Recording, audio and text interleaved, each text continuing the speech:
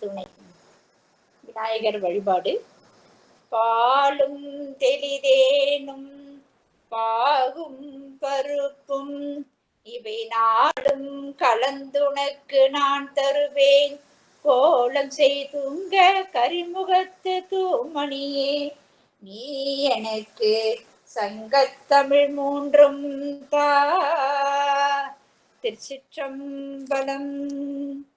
பொழியர்கோன் வெப்பொழித்த புகழியர்கோன் கடல் போற்றி, ஆழிமிசை கல் மிதப்பில் அணிந்த வீரான் நடி போற்றி, வாழி திருநாவலூர் வன் தொண்டர் பதம் போற்றி, ஊழிமலி திருவாத ஊர திருத்தாள் போற்றி.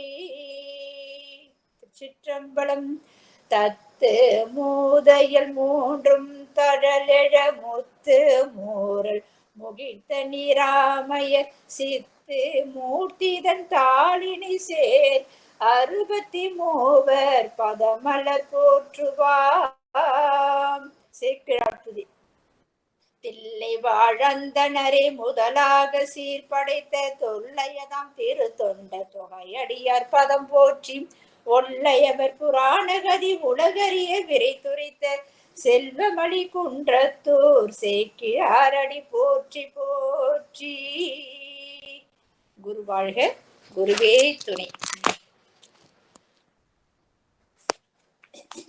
குரு வழி. குருவே துணை என்று போற்றுபவர்க்கு ஒரு துணையாக இருப்பவர் இறைவர் ஒருவர் தான். அந்த இறைவர் குருவன் துணை ஆன்மாவின் அருட்பயணத்திற்கு வழித்துணையாக வருகின்றது. சமுதாய துணை அனைத்து மண்ணுலகோடு மறைந்த நிலையிலா துணைகளாகும். ஆன்மாவிற்கு நிலைத்த துணையாக நின்று அருள்வது கடவுள் துணையாகும். கடவுள் துணையை குருவின் துணையால் தான் பெற முடியும். குருவின் திருவடிகள் விழிக்கு துணை நிற்கும் குருநாதர் திருநாமத்தை கூறுவது மொழிக்கு துணை நிற்கும். குருவின் நல்லுரை கேட்க பசித்திருக்க வேண்டும். அந்த அறிவு பசி தீர்த்து அருள் அமுத அளிக்கும் தனித்திருந்து குரு சிந்தனை வயப்பட்டு அதன் மூலம் தியானித்து நல் ஒழுக்கம், இருவனை ஒப்பு, அறம், ஈகை, நல் பண்புகள், அடியார்களை வணங்குதல், அடியார்களுக்கு உதவி பண்ணுதல், கோயில் வழிபாடு என்று அடிப்படை கொள்கைகளை கடைபிடித்து பக்குவ நிலை வரும். அந்த நிலைதான் பிறவா நிலை. அந்த இறைவனுடைய திருவடி பேரு முக்தி நிலை. இந்த முக்தி நிலையதான் நமக்கு 63 நாயன்மார்கள் வழிகாட்டுறாங்க. அந்த நூலுக்கு பெயர் தான் நமக்கு திருத்தொண்டர் புராணம். இந்த திருத்தொண்டர் புராணம் எப்படி வந்தது, என்ன, ஏன் அதுக்கு பெயர் வந்தது, அதனுடைய சிறப்பு என்ன, அந்த அடியாருடைய சிறப்பு என்ன அப்படின்னு அந்த நூல் பற்றி சொல்லுகின்றது. நம்ம முதல்ல எப்பவுமே ஒரு நம்ம ஒரு நூல் எடுத்து நம்ம ஆராயணும்னா அந்த நூலுக்கு குரு யார் எழுதுனாங்க, அந்த குருவினுடைய சிறப்பு சொல்லிட்டு அப்புறம் தான் அந்த நூலை சிறப்பை பத்தி சொல்லிட்டு தான் நம்ம அடுத்த நிலைக்கு போகணும் எப்பயுமே. அது மாதிரி முதல்ல அடியேன் பெற்ற தாய் தந்தைகள் நான் வணங்குகிறேன். இது என்னன்னா, நம்ம இந்த நூலை பத்தி தெரிஞ்சுக்கணும்னா முதல்ல இந்த குருவை பத்தி நம்ம நினைக்கணும். இந்த குரு நமக்கு யாரு இன்னைக்கு என்னன்னா, நமக்கு சேக்கிழார் பெருமான் தான். சேக்கிழார் பெருமான் நம்ம வகுத்து கொடுத்துருக்காரு. இந்த நூல் சேக்கிழார் பெருமான் எப்படி கொடுத்துருக்கிறாரு, முதல்ல அவரோட சிறப்பெல்லாம் தெரிஞ்சுக்கிட்டு அடுத்ததான் நம்ம அடுத்த நிலைக்கு நம்ம போகணும். முகம் சரியாக தெரியவில்லை.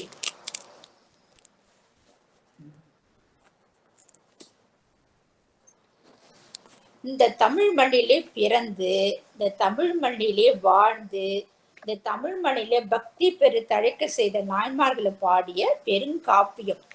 பண்புகளை கொண்ட நூல், பக்தி கொடுக்கக்கூடிய நூல், ஒழுக்க பண்புகள், ஞானத்தை வழங்குகின்ற நூல், இலக்கிய நூல், கவிதை நூல், வாழ்விய நூல்.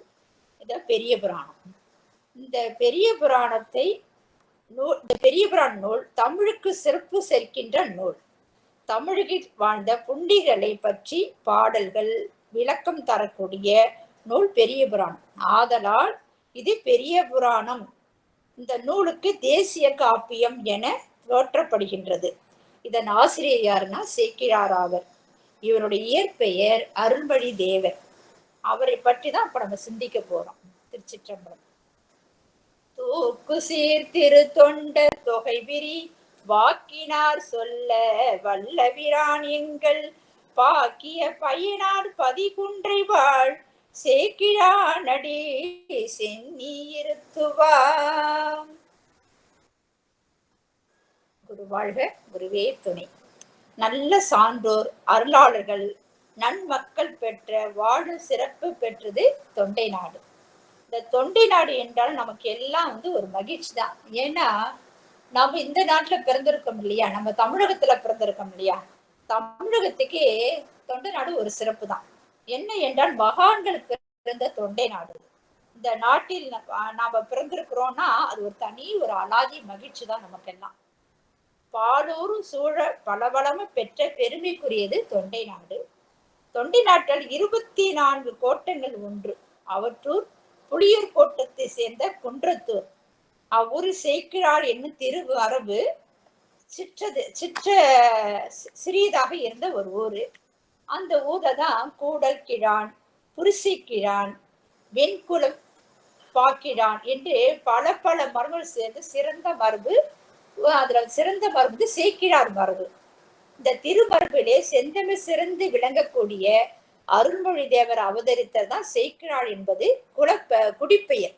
அவருக்கு அந்த குடிப்பெயரே அவருக்கு பெயராக வந்தது. அருள்மொழி தேவர் அவதரித்தார். அவர் சேக்கிழார் என்பது அவருடைய குடிப்பெயர். தாய் தந்தை இட்ட பெயர் அருள்மொழி தேவர். இவருக்கு தம்பி ஒருவர், அவர் பெயர் பாடராவாயர். சேக்கிழார் சுவாமிகள் அவதரித்து தவம் செய்தது வேளாளர் குலம். அந்த குலத்திற்கே இவரால் பெருமை யாராலும் அளதற்கரியது. எண்ணில் அளவு இல்லா வேளாண்குடி அப்படி ஒரு சிறப்பு. சேனா எருதுன்னு சொல்வோம், கிடார்னா தலைவன் சொல்வோம். விவசாயத்துக்கு தலைவர். வேல் என்ற சொல் மண் என்ற ஒரு பொருள் ஒன்று, மற்றொன்று விருப்பம் என்று இரு பொருள்கள் உடையது. வேளாளர் என்றால் மண்ணை உழுது ஆள்பவர் என்றும் உலகில் உள்ள உயிர்களுக்கு உபகாரத்தை செய்பவர் என்றும் பொருள்படும். காஞ்சிபுரத்துக்கு உமையம்மர் ஏலவார் கோழி அம்மை என்ன பண்ணியிருக்காங்கன்னா, சிவபெருமானிடத்துல வேண்டி 2 நாடி நெல்லை பெற்று தமது மக்களாகிய வேளாண் மரபிற்கு தந்தார். அவர்கள் அதனை பெற்று உலகமே வயலாகவும் கடல் ஏரியாகவும் வருணனை கம்பு கட்டியாகவும் பலராமன் கலப்பையாகவும் இயமனுடன் உள்ள கிடா எருது அது ஈசனுடன் உள்ள விடையை உள்ள உழவு மாடுகளாகவும் ஆண்டுதோறும் விதையை தப்பாமல் அளந்து தருபவர். அந்த கச்சியம்பதியிலே எழுந்துள்ளிய அறவளர்த்த அம்மை ஓர் உயிர் உள்ள ஜீவராசி முதல் எமையர் வரை உலகில் உள்ள உயிர்கள் அனைத்தும் உணவு பெற்று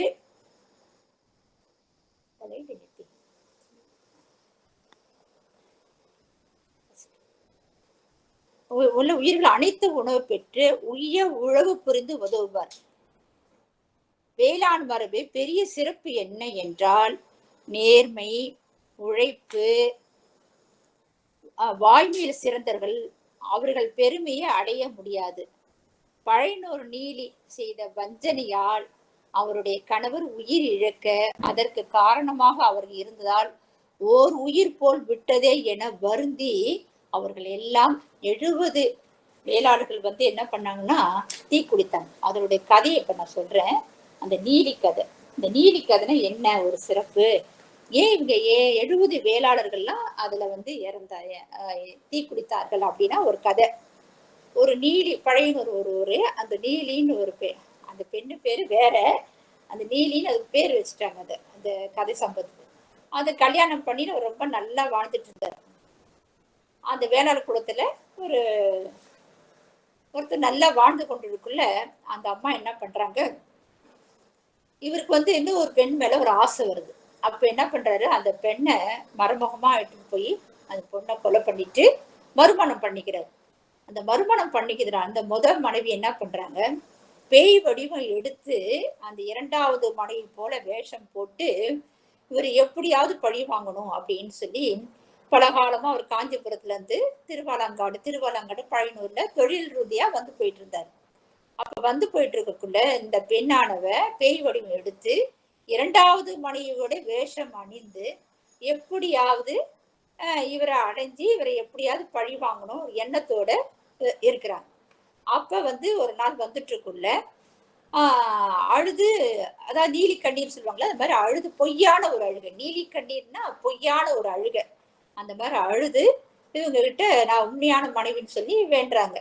ஆனா அவருக்கு தெரிஞ்சு போகுது இவர் பொய்யானவ அப்படின்னு சொல்லி தெரிஞ்சு அங்க இருக்கிறவங்க எல்லாம் கூடுறாங்க. அங்க போய் இந்த பொண்ணு என்ன பண்றா, திருவாலங்காடு அந்த இடத்துல போய் ஒரு பழைய அந்த முன்னோர்கள்லாம் இருக்காங்க இல்லையா, அவங்க எல்லாம் வந்து ஒரு சபையை கூடி ஒரு நீதிய சொல்லணும் அப்படின்னு கேக்குது. அது உடனே இவங்க என்ன சொல்றாங்க, அந்த 70 வேளாளர்கள் என்ன சொல்றாங்கன்னா, நீ வந்து ஒரு நாள் அந்த பெண்ணோட ஏன் நீ நம்ப மாட்டேன்னு, ஒரு நாள் அந்த பெண்ணோட இருந்து பாரு, வீட்டுல போய் ஒரு நாள் இருந்து பாரு, உண்மையான மனைவியெல்லாம் கண்டுபிடிச்சிடலாம் இல்லையா. அப்படி அவளுக்கு உனக்கு ஏதாவது ஒரு பழி வந்துச்சுன்னா அந்த பழியை நாங்க ஏற்றுக்கொள்கிறோம் அப்படின்னு 70 வேளாளர்களும் நாங்க தீ குளிச்சிருவோம், நீ இது உண்மையான சம்பவமா இல்லைன்னா நாங்க தீ குளிச்சிருவோம் அப்படின்னு சொல்றாங்க.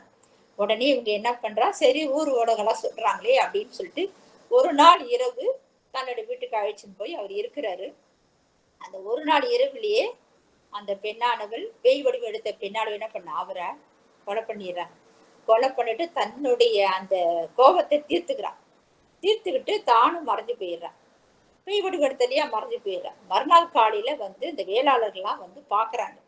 வேளாளர்கள்லாம் வந்து பார்த்ததுமே இவங்க என்ன பண்ணிடுறாங்க, இந்த மாதிரி தப்பு பண்ணிட்டோமே, நம்ம பொய்யா இருக்கிறது மெய்யண்ட நினைச்சு நம்ம ஏமாந்துட்டோமேன்னு சொல்லி நம்ம சொல்ல காப்பாற்றணும்னு சொல்லி அவங்க 70 பேரும் ஒரே இடத்துல போய் தீக்குளித்தாங்க. அந்த திருவலங்காட்டு கோயிலுக்கு போயிட்டீங்கன்னா கொஞ்சம் 1 கிலோமீட்டர் தள்ளி ஒரு இடம் வந்தீங்கன்னா அந்த ஊர்ல தான் அந்த 70 பேர் தீக்குளித்து ஒரு மண்டபம் மாறி கட்டியிருக்கிறாங்க. அந்த இடத்துல அந்த 70 பேர் தீக்குளித்து அந்த சிற்பங்கள்லாம் என்ன பண்ணா அந்த கல்வெட்டுல சுத்தீரும் பதிஞ்சிருப்பாங்க இந்த 70 பேரும். அது ரொம்ப சிறப்பான ஒரு தலம். பெரும்பாலும் திருவாலங்காடு போனவங்க அப்படியே வந்துடுவாங்க சாமி தரிசனம் பண்ணிட்டு. ஆனா அந்த ஊர்ல தள்ளி போனீங்கன்னா 1 கிலோமீட்டருக்குள்ள அந்த கோயில் இருக்கு. அந்த அம்பாள் வழிபட்ட அந்த சிவபெருமானும் அங்க சாட்சி சொன்னார் இல்லையா, இந்த 70 பேரும் வேளாண்மை தீ குடிச்சது அது சாட்சி சொன்னதாக அது ஒரு சிவபெருமானும் இருக்கிறார். அந்த கோயில் தான் இருக்கு திருவாலாங்காட்டுக்கு 1 கிலோமீட்டர் தள்ளி. 70 பேர். ஏன் இந்த கதை வருதுன்னா, அந்த அளவுக்கு உண்மையா செயல்படக்கூடியவர்கள் இந்த வேளாளர் குலத்துல இருக்கிறவங்க உண்மையா வாழ்ந்தாங்க அந்த காலத்துல. அது 70 பேர் தீக்குழி அமைத்து அதில் உயிர் துறந்தார்கள், திருவடியில சேர்ந்தார்கள்.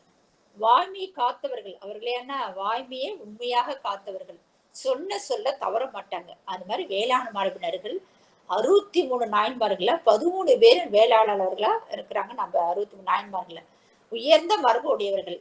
அந்த மரபிலே வந்த அருள்மொழி தேவர் குடிப்பெயராகவே சேக்கிழார் என்றானது. குலத்தினால் இவருக்கு பெருமை, இவரால் குலத்திற்கு பெருமை. இவரை பற்றி பார்ப்போம். இவருடைய காலம் வந்து 12ஆம் காலம். சோழ நாட்டில் மன்னனாக அனுபாய சோழர் ஆண்டு வந்தார். மன்னர் வீரமும் வாய்மை நேர்மை தூய்மையாக பலகாலம் ஆட்சி செய்து வந்தார். மன்னனிடம் அருள்மொழி தேவருடைய தந்தையார் வந்து அமைச்சராக இருந்தார். சோழர் மன்னர் அமைச்சரை 3 கேள்விகள் கேட்டார். அமைச்சருக்கு வினாக்களுக்கு விடை தெரியாமல் வாட்டமுற்று இருந்தார். என்ன கேள்வி என்றால், கடலினும் பெரியது எது, உலகினும் பெரியது எது, மலையினும் பெரியது எது என்று 3 கேள்வி கேட்கிறார் அமைச்சரிடம். அமைச்சருக்கு இதுக்கு என்ன பதில் சொல்றது அப்படின்னு அவருக்கு தெரியல. அவர் என்ன பண்ணார், வீட்டுக்கு மறுநாள் சொல்லணும், இல்லைன்னா கோவப்பட்டு வர மன்னன், என்ன செய்யலாம் அப்படின்னு சொல்லி சோகத்தோட அமர்ந்திருக்கிறாரு.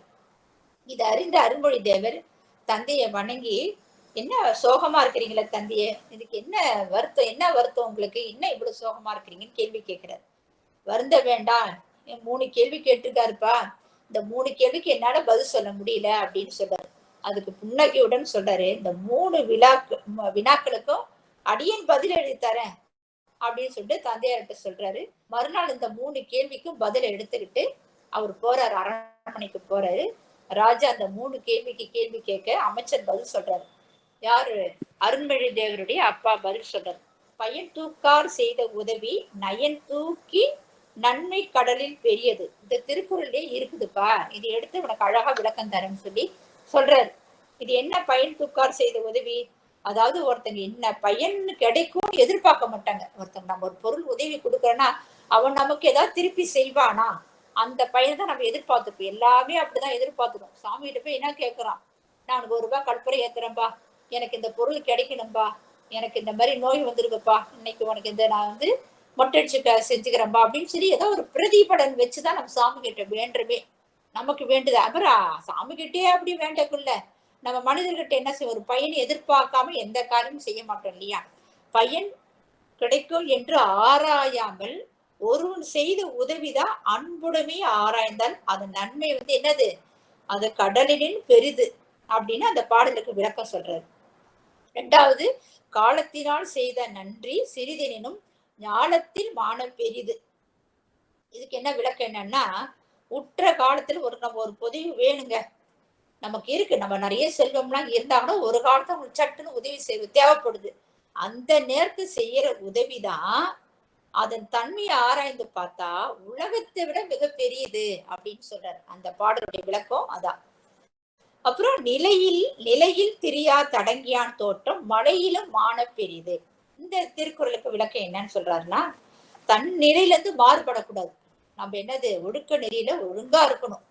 நம்ம நிலையில இருந்து இப்ப நாயன்மார்கள்லாம் அந்த கதை தான் அந்த வரப்போகுது. அந்த மாதிரி நாயன்மார்களும் தன்னிலிருந்து மாறுபடாம இருக்கக்கூடியவங்க. அந்த மாதிரி தன்னிலிருந்து மாறுபடாமல் அடங்கி ஒழுகுனுடைய உயர்வு எப்பேற்பட்ட உயர்வுனா மலையை விட உயர்வு மிக பெரிதாகும் அப்படின்னு விளக்கத்தை சொல்றாரு. இந்த விழாக்களில விடைய தந்தைவர் அதெல்லாம் நினைச்சு பார்த்து ராஜா என்ன பண்றாரு, அரசர் என்ன பண்றாரு, இந்த சோழ மன்னனை பெரிதும் மகிழ்ந்து 3 கேள்விகள் திருக்குறளை விடை கண்ட திறத்தை மகிழ்ந்து அவரை பாராட்டுறார். அமைச்சர் வந்து என்ன சொல்றாரு, இதை நான் எழுதினது அல்ல, அடியேனுடைய புதல்வன் அருள்மொழி தேவன், அவர் தான் எனக்கு இந்த விடையை கொடுத்தாப்ல அப்படின்னு சொல்றாரு. உடனே ராஜா என்ன பண்றாரு, அடியேனது புதல் அருள்மொழி தேவன் என்றார். அதை கேட்ட அனுபாய மன்னன் அதிசயம் அடைந்து அத்தகைய அருண் புதல்வரை காண விரும்பி அறிவுடைய ஒருவனை அரசர விரும்பும். எப்பயுமே என்ன பண்ணோம், ஒரு அறிவுள்ளவங்களா நம்ம என்ன பண்ணோம், துணையா வச்சுப்போம். நமக்கு எதுவும் தெரியலன்னா நம்ம ஒருத்தவங்கிட்ட கேட்டு தெரிஞ்சுப்போம் இல்லையா? அதனால சான்றோர்கள் பெருமக்களுடைய ஒரு சிறப்பாதான். அந்த மாதிரி அறிவுடையவரை மன்னன் வந்து பார்க்கணும். முதல்ல அவரை அழைச்சிட்டு வாங்க, அவருக்கு வந்து எல்லா விதமான விருதுகளும் கொடுத்து அவர் அரசவைக்கு வந்து அழைத்து வந்து அவர் அன்பாகவும் மகிழ்ச்சியாகவும் உபசரித்து அவருக்கு அமைச்சரவையில முதல் மந்திரி பதவியை அளிக்கிறார். அருள்மொழி தேவர் மிக திறமையுடைய அமைச்சர். தொழிலை நடத்தி அறநெறியை எங்கும் பரப்பினார். அவரது அறிவாற்றலை கண்ட மன்னன் பெரிதும் மனம் மகிழ்ந்து அவருக்கு செங்கோல் வச்சு தன்மையை முதலமைச்சர் பதவியா அவருக்கு கொடுக்கிறார். அவருக்கு உத்தம சோழ பல்லவன் என்ற பட்டமும் வழங்குகிறார். அருள்மொழி தேவர் அறிவுத்திறனும் ஒழுக்க நலமும் அன்பு நலமும் உள்ளவராய் உலகெல்லாம் போற்ற விளங்கினார். ஆன்மீக துறையில் சிறந்து விளங்கினார். சோழ நாட்டில் உள்ள திரு நாகேஸ்வரம் என்னும் திருத்தலத்தில் எழுந்தருளியுள்ள இறைவரிடத்து மிகுந்த அன்பு கொண்டிருந்தார். அவரை தமது ஆன்ம நாயகராக கொண்டு வழிபட்டு வந்தார். அத்தலத்தில் திருப்பணிகள் பலவும் செய்தார். அங்குள்ள நடராசரது சபையும் மண்டபமும் அவருடைய திருப்பணியே ஆகும். தமது ஊராகிய குன்றத்தூரில் மாட வீதியும் திருக்கோயிலும் அமைத்து அந்த எம்பெருமானுக்கு திரு நாகேஸ்வரத்தில் உள்ளது போலவே அமைத்து இறைவனுக்கும் திரு நாகேஸ்வரம் என்ற பெயரும் விட்டு கோயிலுக்கு நித்திய பூஜைகள் புரிவித்து மகிழ்ந்தார். அவ்வூரில் தமக்கிருந்த நிலம் முதலியவற்றை அக்கோயிலில் பூஜைக்கு பயன்மாறு நியமனம் செய்தார்.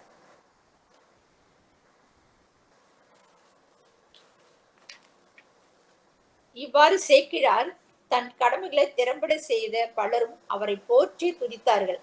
ஆனால் மன்னன் காமிச்சுவை நிரம்பிய சீவக சிந்தாமணி என்னும் சமண சமய காவிய நூலை பெரிதும் பாராட்டி அதனுள் மகிழ்ச்சி மிக கொண்டார். அரசன் உண்மை நெறியில் இருந்து விலகி இதுவே இன்பம் என்று தன் வாழ்க்கை வீணாக கழித்தார்.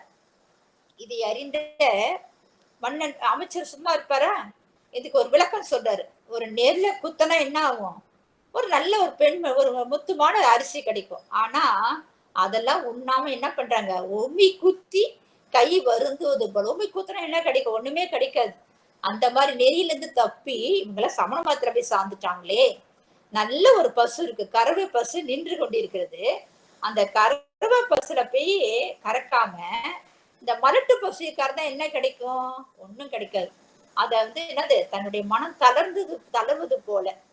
பூஞ்சோடையில வழி இருக்கு, ஒரு பூஞ்சோடைக்கு போகணும்பா, அதோ வழி இப்படி இருக்குப்பா அப்படின்னா அது போகாம குழியில் விழுந்து சேற்றில் சிக்கி தவிப்பது போல, கரும்பிருக்க இரும்பை வென்று பல்லுடைத்துக் கொள்வது போல, விளக்கு இருக்கு, நல்ல விளக்கு இருக்கு, ஆனா மின்மணியை நாடுவது போல இவங்களுடைய வாழ்க்கையில அப்படி போயிட்டு இருக்கு, வீணாக போயிட்டு இருக்கு. அதுக்கு அனுபாய மன்னரும் அந்த சீவக சிந்தாமணி மெய்நூல் என்று எண்ணி மகிழ்ந்து பாராட்டி கேட்பாராயினர். அவர் அதிலே இதான் இன்பம்பா, எனக்கு இதான் மெய்நூல் என்று இப்படியே வாழ்ந்து கொண்டிருக்கிறார். அதை அறிந்த சேக்கிழார் பெருமான் மிகவும் வருந்துகிறார். மந்திரிக்கு அழகு வரும் பொருள் உரைக்கணும், முன்னாலே இதெல்லாம் தெரிந்து சொல்லணும். ஒரு மந்திரிக்கு அழகாதான். ஒரு நாடு ஒரு போர் வருதுன்னா அந்த அமைச்சர் என்ன பண்ண, மந்திரி என்ன பண்ணுவாரு? இந்த நேரத்துல போர் இந்த நாட்டுல இருந்து வருதுப்பா, இது முன்னாலே நமக்கு எல்லாம் பயணங்களை தயாராகணும்னு சொல்லி தன்னோட அரசவையை கூட்டி எல்லாத்தையும் தயார் பண்ணுவாங்க. அந்த மாதிரி அந்த நிலையை அவங்க ராஜா கூட சொல்ல மாட்டாங்க, மந்திரி தான் அதை செயல்படுத்துவார். அந்த மாதிரி மந்திரிக்கு ஒரு அழகு, நாட்டை ஆளக்கூடிய சிறப்பு வந்து அடுத்ததாக இருக்கக்கூடிய ராஜாவுக்கு அடுத்தபடியது மந்திரிக்கு தான். இந்த மந்திரி வந்து அழகா சொல்றாரு, இந்த மாதிரி பொருள் உடைக்கிறாரு.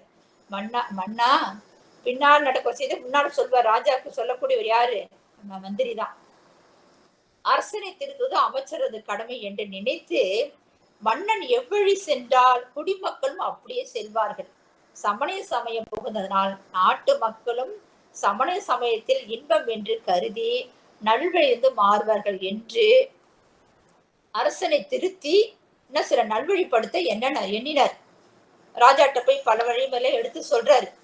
ஆனா ராஜா கேட்கிற, என்னவோ தெரியல, மந்திரி சொல்றாரு, நாம் இதை கேட்டு விழிவு பெறுவோம் அப்படின்னு சொல்லி தம்முயிர்க்கு உறுதி, தம்முயிர்க்கு உறுதி என்னார்? தலைமகன் வெகுண்ட போதும் வெம்மை தாங்கி நீதி விடாதே நின்று உரைக்கு வீரர் என்ற அமைச்சரது தன்மையை கம்பர் பெருமான் அழகா சொல்றாரு.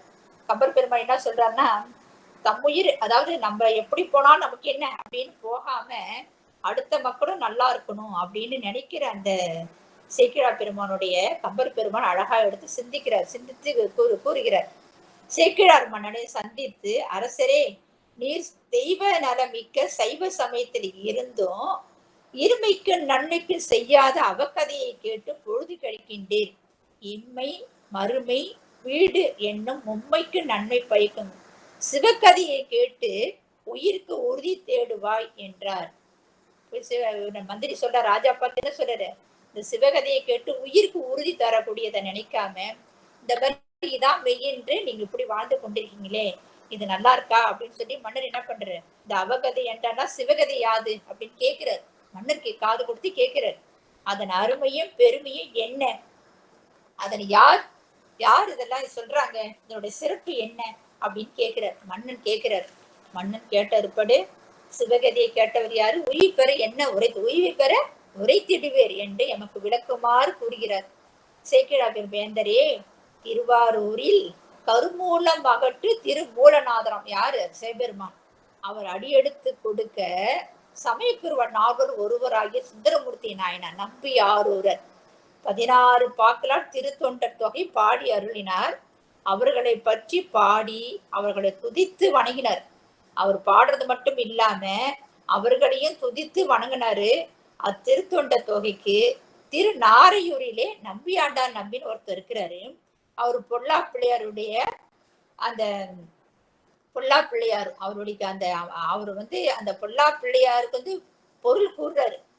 அப்பிள்ளையார் பால் இளமையிலே வேத ஆகவங்களெல்லாம் கேட்டிருந்தா நம்ம யாரு? அந்த பிள்ளையார் வந்து பொருள் எல்லாம் கூறி அறம் என்ன அப்படின்னு எல்லாத்தையும் என்ன யாருக்கு சொல்லி கொடுக்குறாரு?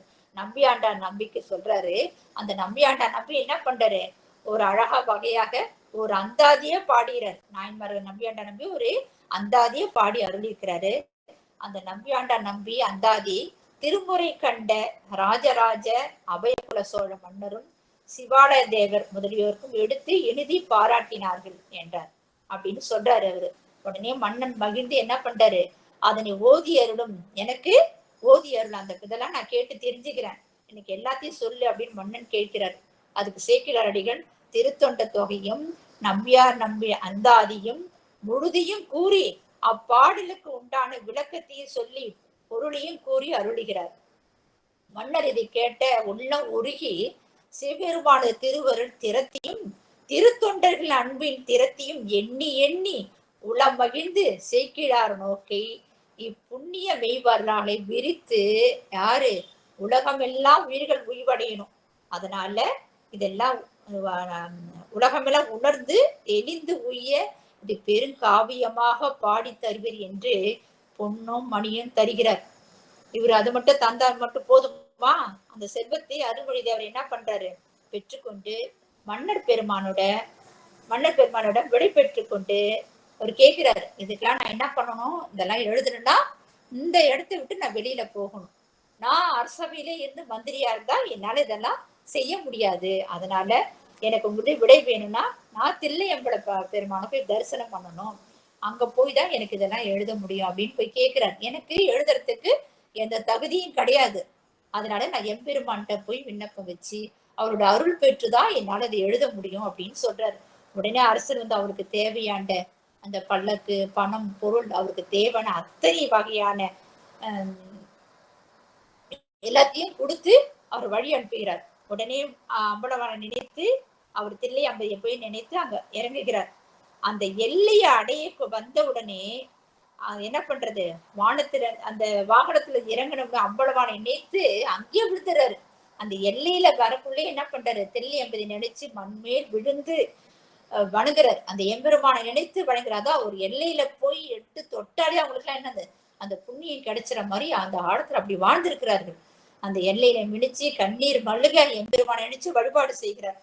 அப்புறம் உடனே வந்து அந்த உலர் சிரித்து உள்ள உருகி இந்த தில்லை அம்பதியில அடிய மேல அடி எடுத்து வைத்து இந்த சிவகங்கை தீர்த்தத்துல நீராடி பொன்னம்படம் சென்று ஆனந்த தாண்டவம் புரிய அந்த அம்பலவானரை கண்குளிர கண்டு பேரானந்தம் முற்று தொடுமலர் கேணி போல என்னது அழுது காமுற்று அரட்டுகின்றாய், நம்ம பாட்டு பாடுறோம் இல்லையா, அந்த மாதிரி அழுது காமுற்று கண்ணீர் மழுகிறாரு. கண்ணீர் பெருக அம்பலவானரை வணங்கி அம்பலம் நடராச பெருமானே ஆடல் அரசே பொன்னம்பலவா என்று பலவிதமான நாமங்களை எல்லாம் போற்றி சொல்லி அவரை வணங்கி அடியே நொம்பது தொண்டர்களுடைய மெய் வரலாறுகளை பாடி முடிக்க எனக்கு அடி எடுத்து கொடுக்கணும்பா, இந்த மெய் வரலாறை பாடணும், எனக்கு அடி எடுத்து கொடு அப்படின்னு எம்பெருமான்ட்டு வேண்டார். எனக்கு இந்த அடி எடுத்து கொடு அப்படின்னு சொல்லி வேண்டக்குள்ள அப்பொழுது வானில் அருள்நாத ஒளியாக உலகெல்லாம் என்ற ஒரு அருள் வாக்கு யாவரும் கேட்க எழுந்தது. அதை கேட்ட தில்லைவாழ் அந்தணர்களும் மற்ற அங்க கூடியிருந்த அனைவரும் அதிசயத்தினர். சேக்கிழா பெருமானுக்கு பரிவட்டமும் திருநீரமும் தரப்பட்டன. அவற்றை பெற்ற அடிகள் சமய குறவர்களையும் சேவித்து ஆயிரங்கால் மண்டபம் வந்து அமர்ந்து திருவருளை சிந்தித்து தவ ஒழுக்கத்துடன் என்னது அந்த பஞ்சாட்சர மந்திரத்தை ஓதிக்கொண்டே தவ ஒழுக்கத்துடன் இருந்து உலகலாம் என்ற இறைவன் அடியெடுத்து கொடுத்ததையே முதலாக வைத்து மிகச் சிறப்பாக இனிய செந்தமிழ் பாடலாக பாடி 1286 திருப்பாடல்களாக முடித்து திருத்துரண்டர் புராணம் என்று அதற்கு பெயரிட்டு அம்பலவான திருவடியில் வைத்து வழிபட்டார். சேக்கிழார் தில்லைக்கு எழுந்தருளிய பின் அனுபாய மன்னன் தூதர்களை அவ்வப்போது அனுப்பி புராணம் எவ்வாறு பாடியுள்ளது, இன்னும் முடிய எத்தனை நாட்கள் ஆகும், இதற்கு தாம் செய்யத்தக்க பணிகள் என்னென்ன என்று கேட்டுக்கொண்டே இருக்கிறார். பின்னர் தூதர்கள் புராணம் முடிவு பெற்றது என்று கூறுகிறார்கள். அங்கனம் புராணம் முடிவு பெற்றது என்று மன்னன் அறிந்த பின் தன் பரிவாரங்களுடன் தில்லைக்கு புறப்படுகிறார். அனுபாய சோழன் வரவு அறிந்து தில்லை மாநகரத்து அன்பர்களும் 3000 அந்தணர்களும் சேக்கிழாரும் அரசரை எதிர்கொண்டு அழைத்து உபசரிக்கிறார்கள். மன்னர் பெருமான் தன் மந்திரியாகிய சேக்கிழாருடைய சிவநல உருவையும் தவநல திருவையும். நல்லா இருக்கீங்களா அப்படின்னு நம்ம கேட்கிறோம் இல்லையா? அந்த மாதிரி அங்க இருக்கிற சேக்கருடைய அந்த மனநிலம், அவருடைய உடல் நிலம் எல்லாத்தையும் கேட்டு, அங்க இருக்க அடியார்கள் எல்லாம் எப்படி இருக்கிறாங்க, அங்குள்ள அந்த கோயில் வழிபாடு எப்படி இருக்கு, எல்லாத்தையும் கேட்டு மகிழ்றாரு. கேட்டு அவரது அடிமலர் வீழ்ந்து வணங்குறார். கனக சபையில் எல்லோருமாக சென்று அம்பலவானரை சென்று சேவிக்கிறார்கள். சோழனே, உலகெல்லாம் என்று நாமே அடியெடுத்து கொடுக்க சொல்றாரு. யார் சொல்றாங்க? பெருமானே சொல்றாரு. அடியெடுத்து கொடுக்க அன்பன் சேக்கிழான் திருத்தொண்டர்களது இனிய வரலாறு விரித்து புராணம் பாடினார். அதனை கேட்டு உய்வு பெறுக என்று ஒரு அசரீரி வாக்கும் அம்பலவாணர் சிலம்பொடியும் பொன்னம்பலத்தில் அனைவரும் கேட்க எழுந்தனர். மன்னன் மனமிக மகிழ்ந்து திருத்தொண்டர் புராணத்தை கேட்கும் பொருட்டு திசைகள் தோறும் உள்ள அன்பர்களுக்கு அறிஞர்களுக்கும் ஓலைகள் அனுப்பினார். திருக்கோயிலையும் திருவிதிகளையும் நன்கு அலங்கரிக்க செய்தார். உலகில் உள்ள எல்லா பக்கங்களிலிருந்தும் புலவர் பெருமக்களும் சிற்றரசர்களும் அடியார்களும் சிதம்பரத்தில் வந்து குழுமினார்கள். கனக சபைக்கு முன் கோமயத்தால் மெழுகி தூப தீபம் கொடுத்து அருகால் பீடு இட்டு அதன் மேல் பசும்பட்டு விரித்து நறுமலர் தூவி அதன் மேல் திருத்தொண்டர் புராணத்தை எழுந்தருள புரிந்தார். மன்னர் பெருமான் தேவரை அடிபணிந்து, தேவரீரே திருத்தொண்டர் புராணத்தை வாசித்து பொருள் அருள் செய்வீர் என்று வேண்டுகிறார்.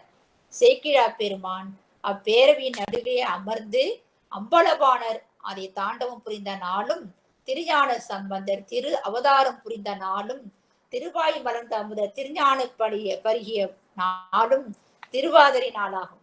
ஆதலின் சித்திரை மாதம் திருவாதிரை நாளில் திருத்தொண்டர் புராணத்தை அரங்கேற்ற தொடங்கினார். அடுத்த சித்திரை திருவாதிரை நாளன்று புராணம் இனிதே முடிவு பெற்றது. இடையிடையே நடுவுல மூவர் தேவாரம், திருமந்திரம், காரைக்கால் அம்மையார் அவருடைய திருப்பாடல்கள், சேரமான் பெருமான் அவருடைய அருட்பாறுகள், ஐயடியர் காடவனுடைய திருப்பாக்களும் பொருள் விரித்து பேசப்பட்டன. அரசர் வந்தவர்களுக்கு எல்லாம் உணவு, இருக்கும் இடம் முதலவற்றை குறைவர அரசன் தானே சென்று வேலையாட்களை ஏவி எல்லாவற்றையும் செய்து முடித்தார். நடராச பெருமானுக்கும் நாடொரு படி அமுதும் பூஜை முதலிய சிறப்புகளும் தில்லைவான் அந்தரனுக்கும் மடாதிபதிகளுக்கும் படி அமுதும் செய்வித்தார். திருமுறைகளையும் திருத்தொண்டர் புராணத்தையும் எழுதுவோரும் பாராட்டுவோரும் ஆங்காங்கு நிறைந்துள்ள கவி நயங்களை கண்டு மகிழ்வோரும் சேக்கிழார் அடிகளின் தெய்வ புலமை வியந்து புகழ்வோரும் இன்ப கண்ணீர் வடித்து அழுவோருமாக அன்பர்கள் விளங்கினர்.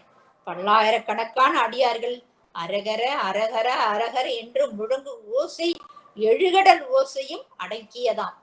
திருத்தொண்டர் புராணத்தை தில்லைவாழ் அந்தர்கள் சிவ மூல மந்திரத்தால் அர்ச்சித்து தூப தீபம் காட்டி வழிபட்டு 5வது வேதம் என பாராட்டினார்கள்.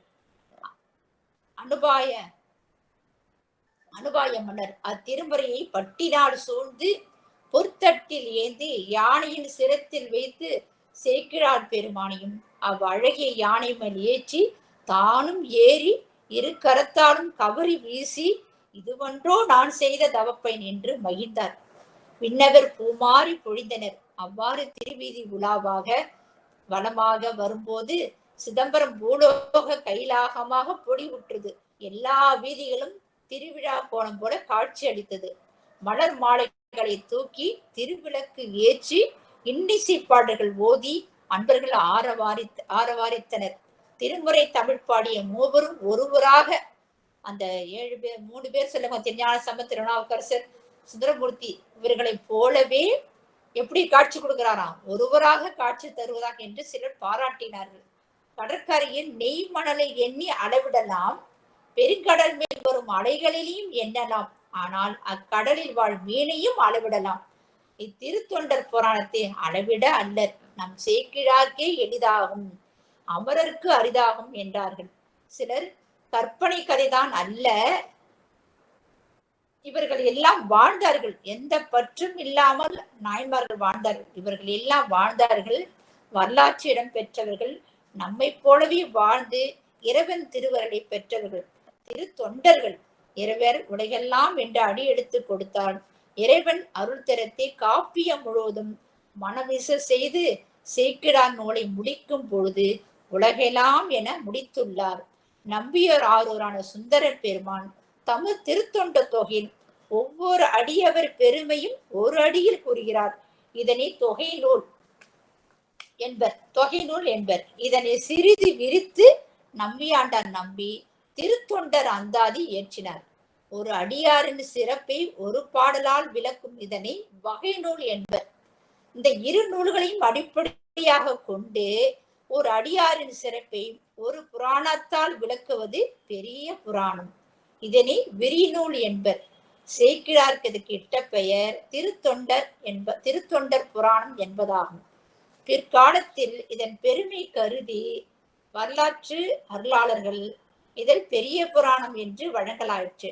இதை 2 காண்டங்களும் 13 சருக்கங்களும் உள்ளன.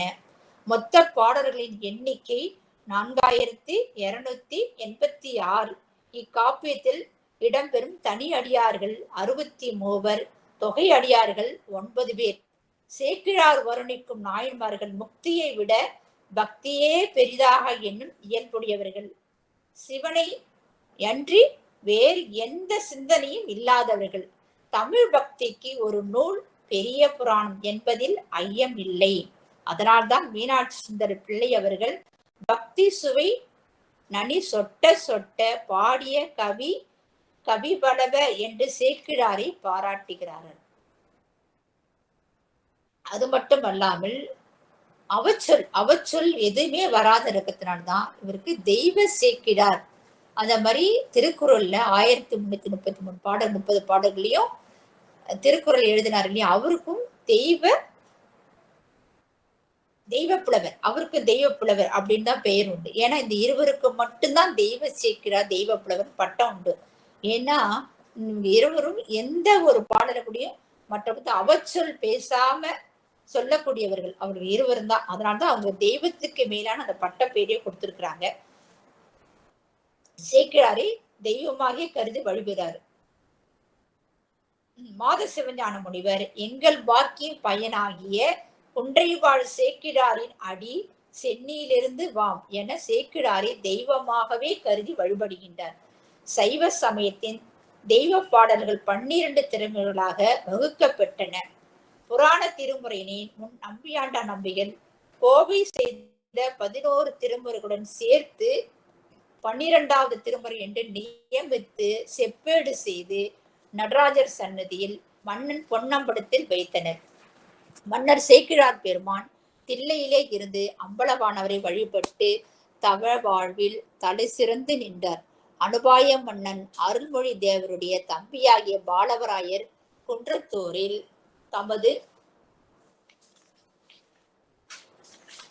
தமது பெயரால் திருக்குளம் அமைத்து திரு நாகேஸ்வர பெருமானை வழிபட்டு கொண்டிருப்பதை அறிந்து அவரை வரவழைத்து அமைச்சர் பதவியை தந்து தொண்டைமான் என்ற பட்டத்தையும் வழங்கி அரசு புரிந்தார். சேக்கிழார் பெருமான் உலகளா உய அழகிலா புகழுடைய அடியவர் பெருமையை விலக்கி அம்பலவான திருவடி நிழலில் சேர்ந்தார். பெரிய புராண நூல் மனசுக்கு நிறைவு தரும் பக்தி சுவை வாழ்வியல் உண்மைகள் என்று நம்மை ஆட்கொள்ளும் பெரிய புராணம் வரலாற்று சிறப்பு உணர்ந்தோம். அருளாளர் சொன்ன கருத்தியதான் அடியேன் உணர்ந்து சேக்கிழார் வரலாற்றை அடியேன் உரைத்தேன். இதில் என் சொந்த கருத்து அல்ல என்று தெரிவிக்கிறேன். பக்தி சுவை இறைவன் பெருமை பற்றி சொல்கின்ற நூல் ஒவ்வொரு இல்லங்களிலும் இருக்க வேண்டும். அது மட்டும் போதாது, அடியர்கள் வரலாற்று சிறப்புகளை உணர்ந்து நாமும் மெய்ப்பொருளோடு வாழ்ந்து காட்ட வேண்டும். அதற்கு பெரியவன நூலை கற்று பாடி நாமும் புண்ணிய நிலைக்கு செல்வோமாக. இது மட்டுமல்லாமல் இவ்வளவு நாள் நம்ம சேக்கிழார் பெருமானை பத்தி நம்ம பேசிட்டோம். அடுத்தது நூல் ஆசிரியர். இந்த நூல் ஏன் வந்தது, இந்த நூலை பற்றி என்ன சிறப்பு, இந்த நூல் எப்படி தோன்றியது, என்ன இதுக்கு இந்த நூல், இந்த திருத்தொண்ட புராணம் எப்படி இது ஒரு என்ன இதோட சிறப்பு என்ன இருக்கு அப்படின்னா, இந்த திருத்தொண்ட புராணம் எப்படிப்பட்ட அருமையான ஒரு நூல்.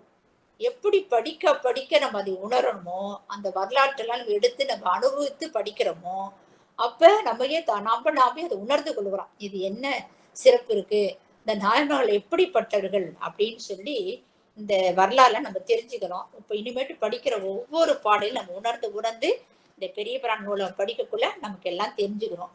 இந்த நூல் சிறப்பு பற்றி பெயர் காரணம் என்ன, ஏன் இதுக்கு திருத்தொண்ட புராணம் என்ற நூலுக்கு பெயர் வந்தது அப்படின்னா, திருவாசகத்துல சிவபுராணம் அப்படின்னு ஒரு நூல் வருது இல்லையா, அதுக்கு என்ன பேரு, முதல்ல அந்த தலைப்பு மேல கொடுத்திருப்பாங்க. மாணிக்கவாசக பெருமான் சிவபுராணம் அப்படின்னு எழுதிடுவாரு, மேல போட்டுருவாரு. ஆனா அருளாளர்கள்லாம் பின்னால எழுதியிருப்பாங்க. இந்த சிறப்பு என்ன, அந்த பதிகத்துல சிவநதி அனாதி முறைமையான பழமை அப்படின்னு போட்டிருப்பாங்க. என்ன அதனுடைய சிறப்புன்னா, அதெல்லாம் அருளாளர்கள் சொல்லியிருக்கிறது. இது அவர் எழுத சொன்னது இல்லை. இந்த புராணம் உண்மையை வகுக்கக்கூடிய ஒரு புராண நூலு, உண்மையை சொல்லக்கூடிய ஒரு நூலு. இது பழமையான ஒரு நூலு. புராணம்னா என்ன சொல்லுங்க, அதெல்லாம் ஒரு கட்டுக்கதைப்பா அப்படின்னு சொல்ற முடியாது. கட்டுக்கதை கிடையாது. இது புராணம்னா வரலாறு. இது பழமையான வரலாறு. நேற்று நடந்த வரலாற்றை இன்று படிப்பது.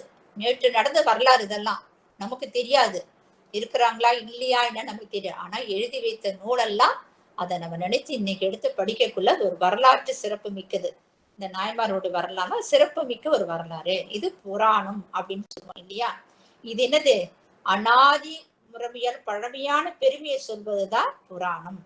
என்றைக்கு இருந்தோமோ அன்று முதல் நமக்கு இந்த இறைவனுடைய கருணை உண்டு. அந்த மாதிரி கருணையினால நமக்கு கிடைக்க பெற்ற நூல் இதெல்லாம்.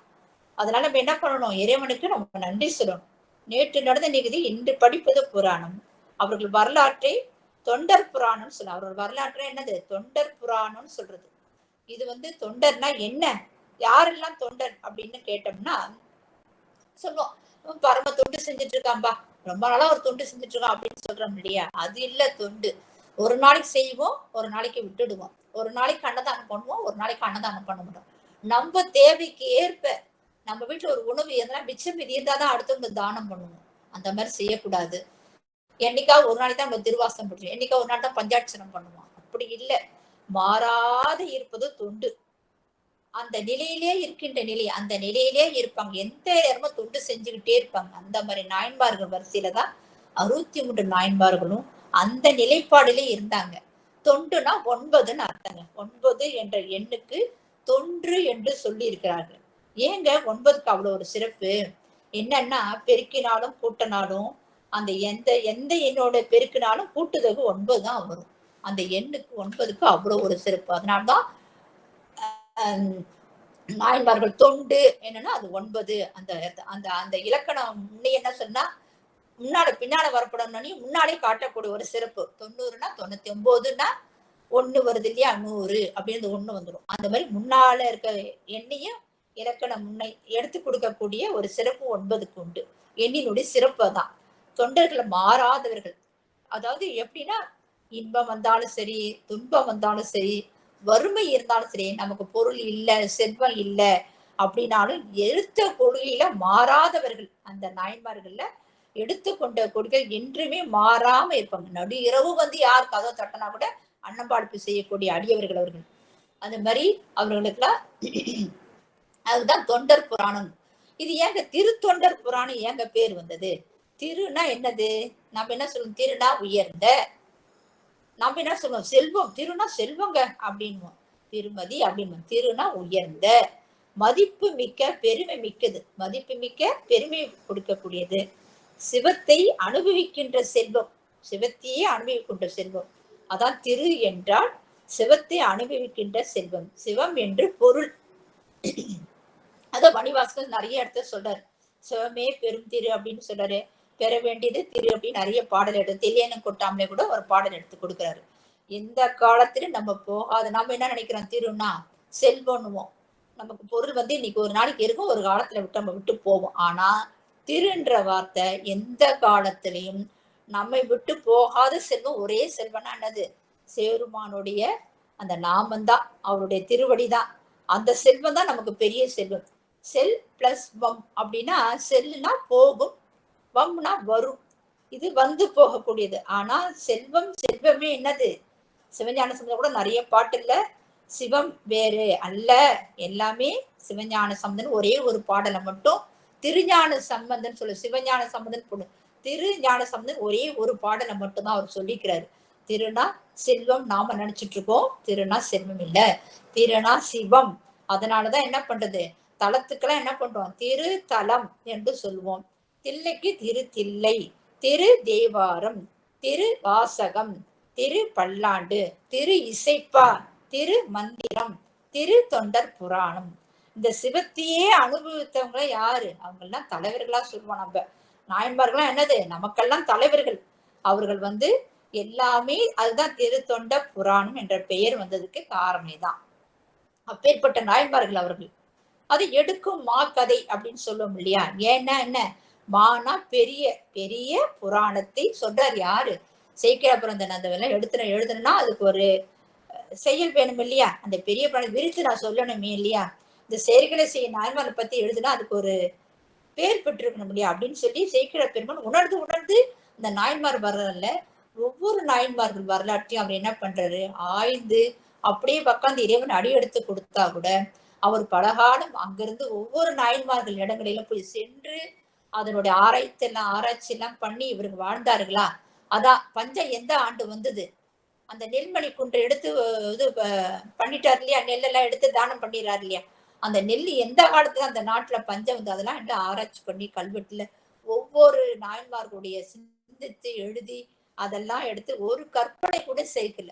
சொன்னதை சொன்னவரை செய்தவர் அவர் யாரு, செயல்களை செய்யும் செயல்களை ஒவ்வொன்றையும் ஒவ்வொரு செய்யக்கூடிய செயல் என்னது உண்மையான செயலா இருக்கணும், பொய்மை கலக்க கூடாது. நாம ஒருத்தவங்க வந்து உடம்பு செய்யல அப்படின்னா, ஒருத்தர் உடம்பு சரியில்லை நம்ம என்ன பண்ணோம், அது கற்பனை காது வச்சுட்டு ஒண்ணு அடுத்தவங்கிட்ட போய் சொல்லணும். அந்த மாதிரி எல்லாம் இல்லாம ஒரு கற்பனையில கூட ஒரு வார்த்தை கூட எதையுமே அவர் சேர்க்க கூடாத ஒரு நல்ல ஒரு சொன்னதை சொன்னவாறு அப்படியே ஏற்றிருக்காரு சேக்கிழார். இந்த நாயன்மாருடைய வரலாறு அதாவது நம்ம நடிச்சு பார்க்க கூட முடியாது. ஏன்னா நம்ம கூட நம்ம கற்பனை கூட நம்ம என்ன நினைச்சு பார்க்க முடியுமா, நம்மளால இதெல்லாம் செய்ய முடியுமா அப்படின்னு அரிதற்கடியே செய்யக்கூடிய அந்த நாயன்மார்கள் வரலாறு வந்து நம்ம நினைச்சு கூட பார்க்க, தூக்கத்துல கற்பனையில கூட நம்மளால நினைச்சு பார்க்க கூட முடியாத அந்த நாயன்மார்கள் வரலாறு நம்மளால செய்ய முடியும்னா செய்ய முடியாது. அரிதற்கரிய செய்யக்கூடிய செயல் அவர்கள் அந்த மண்ணிலே தொடங்குறாங்க. எங்க மண்ணில தொடங்கி நாயன்மார்கள்லாம் எப்படி ஒரு கைலாயத்திலிருந்தே தொடங்கி கைலாயத்துல இந்த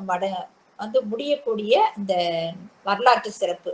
மண்ணில தொடங்கி விண்ணில முடியும்னு சொல்லுவோம். நம்மள என்னது மண்ணில தொடங்குறோம் விண்ணில முடிகிறோம் நம்ம ஆன்மாக்கள்லாம்.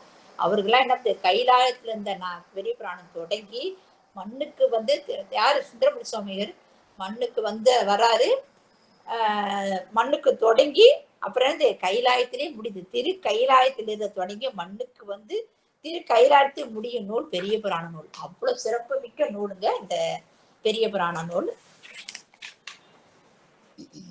இதுக்கு வந்து ஒரு தலைவர் வேணும் இல்லையா. நம்ம என்னன்னா எப்பயுமே ஒரு ஒரு ஒரு சங்கம்னா அமைச்சு அதுக்கு ஒரு தலைவரை நியமிப்போம். அதுக்கு நம்ம எப்போ ஒரு காரியம் செஞ்சாங்களோ ஒரு எலெக்ஷன் வச்சா கூட அவங்கள ஓட்டு போட்டு தேர்ந்தெடுப்போம். ஒரு தலைவர் தேர்ந்தெடுக்க நம்ம எல்லாரும் நிறைய பேர் நிக்க வைப்பாங்க. நான் நிக்கிறேன் நீக்கு நிக்க நிற்பாங்க. எல்லாருக்கும் என்ன பண்ணுவோம், அப்புறம் கொடுக்குற முறையில தேர்ந்தெடுப்போம். மக்கள் ஓட்டு போட்டு தேர்ந்து மாதிரிலாம் இருப்போம். ஆனா நம்ம திருத்தொண்டர் புராணம் மட்டும் என்னன்னா யார் செய்யறாரு, யார் தலைவர், இதுக்கு தொண்டர்கள்லாம் யார் தலைவர்னா தேர்ந்தெடுப்போம் இல்லையா. இவர் என்ன பண்ற, தலைவனாகிய சிவபெருமான் யார் இறங்கி வந்து நம் தொண்டருக்கு தான் நம் தொண்டர்பா என்று சொல்லுகின்ற நூலுங்க இந்த நூலு. இந்த காட்டு தலைவராக சிவபெருமான் காட்டிய நூலுங்க திருத்தொண்டர் புராணம். இது வந்து அவரே வராரு, இறங்கி வராரு, தேடி தேடி வராரு. சிறுத்தொண்டர் வீடு எங்கே இருக்கு அவருக்கு என்ன தெரியாதா என்ன, அவர் போ ஒவ்வொரு வீடா கண்டுபிடிக்க முடியாதா என்ன, அவரால போறாரு. எங்க இருக்குன்னு கேக்குறேன். ஏன்னா சிறுதொண்டான்னு அவர் சொல்ல அவருடைய நாமம் என்ன ஆகுமா, சந்தோஷத்துல மிதக்குமா சிவபெருமானுக்கு. தேடி தேடி வந்து இவர்தான் என்னுடைய தலைவர். யாரு, சிவபெருமானுக்கு இவர் தலைவரா நாயன்மார்கள். இவர்தான் நம் தொண்டம்பா, நம்மளுடைய சிறப்பான அடியாருப்பா அவருன்ட்டு வந்து அவரே இறங்கி வந்து சொல்லக்கூடியவர் தொண்டர், இவங்கதான் தலைவர் அப்படின்றார். அந்த மாதிரி அறிவுள்ள சிந்தை இந்த நூல் வந்து அடியார்கள் வந்து அறிவுள்ள சிந்தனை கொண்டவர்கள் அவர்கள்லாம். இறைவனே வணங்குகிறார்கள் அவர்கள்லாம். ஆனா அவர் என்ன பண்றாரு, இறைவனே அவர்கள் வந்து தொண்டராக நடிச்ச அடியாரை நினைச்சு அவர் வழிபாடுறார் சிவபெருமான். இந்த மாதிரி தலைவனுக்கு தலைவனாக விளங்கக்கூடிய தொருதொண்டர் புராணத்தை இன்னைக்கு நம்ம விரித்து பேச போறோம். அது மட்டும் இல்லாம இத இந்த நூலானது என்ன சிறப்பு அப்படின்னு பார்த்துட்டோம். கைலாயத்தில் தொடங்கப்பட்டு சைவ அடியார் வாழ்க்கையை விரித்து இறுதியாக கைலாயத்தில் முடிகிறது. முதற் காண்டத்துல இந்த திருமலை சருக்கம், தில்லைவாழ் சருக்கம், இலைமடிந்த சருக்கம், உண்மையால் உலகாண்ட சருக்கம், திருநின்ற சருக்கம் என்று 5 சருக்கங்களை தனித்தனியா பிரிக்கிறார். 2ஆம் காண்டத்துல வம்பரா வரிவண்டு சருக்கம், வார்கொண்ட வனமுடையால் சருக்கம், பொய்யடிமை இல்லாத புலவர் சருக்கம், கரைகண்டன் சருக்கம், கடல் சூழ்ந்த சருக்கம், பத்தராய் பணிவார் சருக்கம், மன்னியர் சீர் சருக்கம், வெள்ளாளர் சருக்கம் என்று 8 சருக்கங்களை அமைத்துள்ளார். இதுதான் என்ன பண்றாரு சேக்கிழார் பெருமான். பெரிய புராணம். இந்த திருத்தொண்ட புராணம் எப்படி இருக்கு? விரித்து விரித்து விரித்து சருக்கமா அமைத்து ஒவ்வொரு நான்ம வரலாறு புராணத்தையும் அது அழகாக அமைத்து திருத்தொண்டர் புராணம் என்று அமைக்கிறார். இந்த சுந்தரம சுவாமி பாடிய திருத்தொண்ட தொகையில அடிப்படையில் அமைந்தது என்பதால் இதன் ஒவ்வொரு சருக்கமும் அத்தொகையின் ஒவ்வொரு பாடல் முதல் சொற்களை கொண்டே பெயர் பெற்றுள்ளன. அப்பாடலில் குறிப்பிடும் அடியார் வரலாறு இந்த சருக்கத்துல எல்லாமே அடங்கியிருக்கு.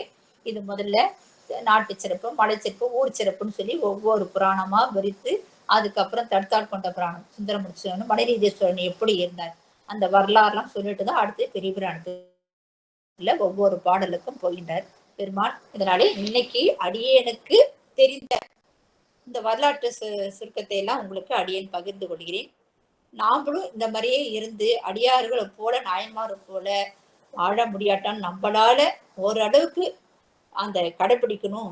எந்த நேரமும் நம்ம பஞ்சாட்சர மதத்தை இடைவிடாமல் சிந்திச்சுட்டே இருக்கணும்னு சொல்லி அடியேன் உங்களையும் அன்பு தொண்டலாக விளங்கக்கூடிய நம்ம அன்பு அறம் பண்பு என்று விளங்கக்கூடிய அடியார் பெருமக்கள் அனைவருக்கும் அடியோடைய பணிவான வணக்கங்களையும் தெரிவித்துக் கொண்டு அன்பு உதவி விளங்கக்கூடிய நம்ம அடியார் பெருமக்கள் நம்ம குருமார்கள் எல்லாரையும் மீண்டும் மீண்டும் வணங்கி இந்த உரையை முடித்துக் கொள்கிறேன். சிவாய திருச்சிற்றம்பலம். திருடி வணக்கமா திருச்சிற்றம்பலம். அடியன் உரையை முடித்துக் கொள்கிறேன். சிவாயன்.